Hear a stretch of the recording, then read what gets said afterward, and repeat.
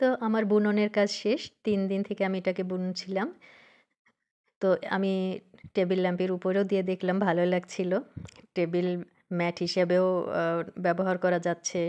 Table ল্যাম্পের cover হিসেবেও ব্যবহার করা যাচ্ছে। তো আমি মার সেই পুরাতন ডিজাইনটা আ ন বুনছিলাম। বিভিন্ন স্টেপগুলো আপনাদের সঙ্গে শেয়ার করছি। আমার সর্বমোট আ ৩ দিনেই এটাকে আমি শেষ করতে পেরেছিলাম। তো সেলাইটা খুবই ইজি, খুব সুন্দর। একটু মনোযোগ দিয়ে এটা আমার ২য় দিন এই পর্যায়ে আসছি। আমার অন্যান্য কাজের পাশাপাশি সেলাই করি। একঘেয়েমিতে সেলাই করা হয় না। আর ৩য় দিন এটা শেষ। এই লাইনটা বুনলেই আমার সেলাইটি শেষ হয়ে যাবে এবং এর লাস্টের বুননটা খুব আ ধীরস্থিরভাবে বুনতে হচ্ছে। কারণ এখানে একটু সূক্ষ্ম কাজ আছে এইটাতে।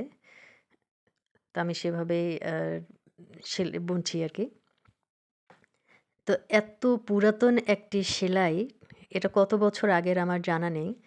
আর মা তো 64 এ বিয়ে হয় এবং তার আগে উনি আ গ্র্যাজুয়েশন করে মার যে সেলাইয়ের ফাইলগুলো সবগুলো উনার শ্বশুর বাসায় নিয়ে আসছে। এখনো সেই ফাইলগুলো আছে। একদম আ কার্বন দিয়ে যেই ড্র করে যে ডিজাইনগুলো সেগুলো আমাদের ফাইলে আছে।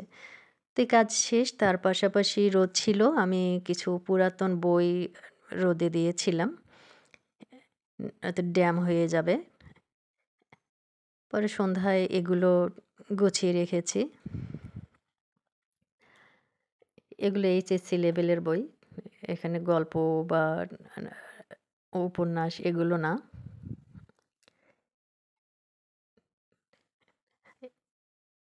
মানে সবসময় এই শীতের আগে এই জিনিসগুলো একটু রোদে দিলে আর নষ্ট হয় না বা কোনো ময়লা-টয়লা জমলে সেগুলো ধুলোবালু মিশে যায়। পরিষ্কার করে রাখা যায়। এমনিতেই তো সবসময় পরিষ্কার করা হয়। তারপরে রোদে দেয়া ভালো। আরো আছে এগুলো পরে আস্তে রোদে দিয়ে শুকানো হবে। তো ওদিন কাজ করতেছিলাম তাতেই আমার নাতি-নাতনি চলে আসছে বাসায়। ওরা ওদের মতো করে পোজ দিচ্ছিল এবং হাসতেছিল যে ছবি ভালো হয়েছে কি খারাপ হয়েছে ওইটা নিয়ে। তো আজকে আমি এটাতে আপলোড দিব। সেই সময় ভেড়ার বাচ্চা খুব জোরে চিৎকার করতেছিল। পরে আমি পুকুর পাড়ে গিয়ে দেখি ও পানিতে পড়ে গেছে। মানে এই পাড়টা এমনিতেই তো চিকন। তার উপর আবার একদিকে হাঁস গর্ত করে ফেলছে, আরেকদিকে ইঁদুর। মানে পাড়ের ১২ টা বেজে ১৩ টা হয়ে গেছে।